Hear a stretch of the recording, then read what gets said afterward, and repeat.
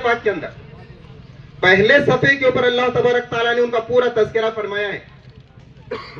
इसलिए मुझे बयान नहीं करना, सिर्फ आप लोगों को चंद बातें गोश गुजार कराना है कि आप लोगों को इजराइल है कौन, चाहता क्या है, इनकी साजिशें क्या है, आने वाले प्लान क्या है। जैसा भी मुफ्ती साहब ने बताया कि इजराइल के नक्शे के अंदर दो ऊदी जो लकीरें हैं, जरा गौर करो उसके ऊपर क्यों लकीरें हैं। वो कह रहे हैं कि दजला से लेके फुरात तक, फलस्तीन से लेके यसरब तक ये पूरी हमारी जगह है। अभी इस वक्त मसला फलस्तीन का नहीं है, उनका फलस्तीन का मसला भी नहीं है उनका। गजा खाली कराना चाहते हैं वो, लेकिन उनका मसला गजा का भी नहीं है, बहुत आगे जाना चाहते हैं ये। हालांकि मुसलमानों ने यहूदियों के साथ, इसराइल के साथ हमेशा रहम का, करम का मामला फरमाया है। आप लोगों को मालूम होगा हजरत उमर रज़ियल्लाहु ताला अन्हु जब ये बैतुल मुक़द्दस मस्जिद अक़सा को आजाद कराने के लिए गए थे, उस वक्त वो तफसीली वाक़या मैं नहीं बताता हूँ, सिर्फ आपका उसका पॉइंट बताता हूँ कि हजरत उमर रज़ियल्लाहु ताला अन्हु को जब ईसाइयों ने चाबी दी, मुसलमानों ने यहूदियों से इजराइल को, फलस्तीन को नहीं लिया, मस्जिद अक़सा को मुसलमानों ने नहीं लिया, मुसलमानों ने ईसाइयों से लिया है हजरत उमर रज़ियल्लाहु ताला अन्हु के दौर में।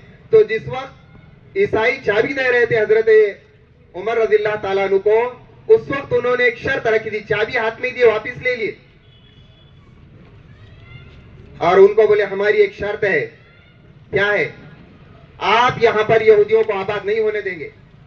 ये शर्त अगर आप मानते हैं तो हम आपको चाबियां देते हैं, वरना चाबियां नहीं देते। बगैर जंग के वो बैतुल मुक़द्दस फतह हुआ है, जंग नहीं लड़ी गई उसके अंदर।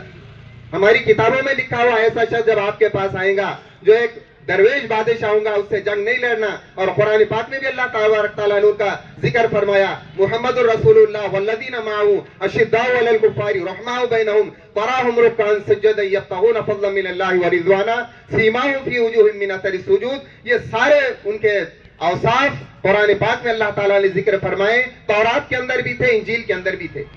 ज़ालिका मसलुहुम फ़ित तौरात व मसलुहुम फ़िल इंजील, सब में उनका तज़किरा। हम जंग नहीं लड़ना चाहते आपसे। हजरत उमर रज़ियल्लाहु ताला अन्हु आए, बगैर जंग के चाबी दे दी, लेकिन शर्त क्या लगाई? यहूदियों को बैतुल मुक़द्दस में आप नहीं आने देंगे। हमारे खुदा को उन्होंने कत्ल किया है ना, सूली पर चढ़ाया है। ईसाई ईसा अलैहिस्सलाम को गॉड मानते हैं, खुदा मानते हैं।